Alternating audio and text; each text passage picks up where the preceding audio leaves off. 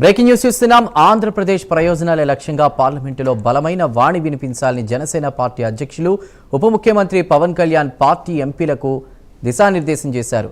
Nation first అనే భావనతో పాటు రాష్ట్ర అభివృద్ధి అవసరాలను సమన్వయం చేస్తూ పార్లమెంటు చర్చల్లో పాల్గొనాలన్నారు.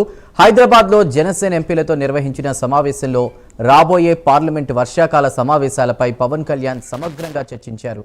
కేంద్రం నుంచి రాష్ట్రానికి రావాల్సిన నిధులు, పెండింగ్లో ఉన్న ప్రాజెక్టులు, అభివృద్ధి కార్యక్రమాలపై ప్రత్యేక దృష్టి పెట్టాలని ఎంపీలకు సూచించారు.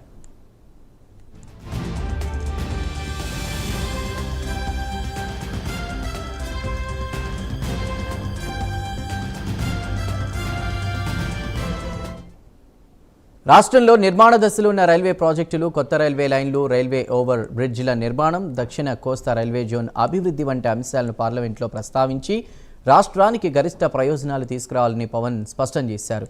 నియోజకవర్గాల పునర్విభజన, మహిళా రిజర్వేషన్ల అమలు వంటి కీలక అంశాలపై పార్టీ వైఖరి, అనుసరించాల్సిన వ్యూహాలపై ఎంపీలకు మార్గనిర్దేశం చేశారు.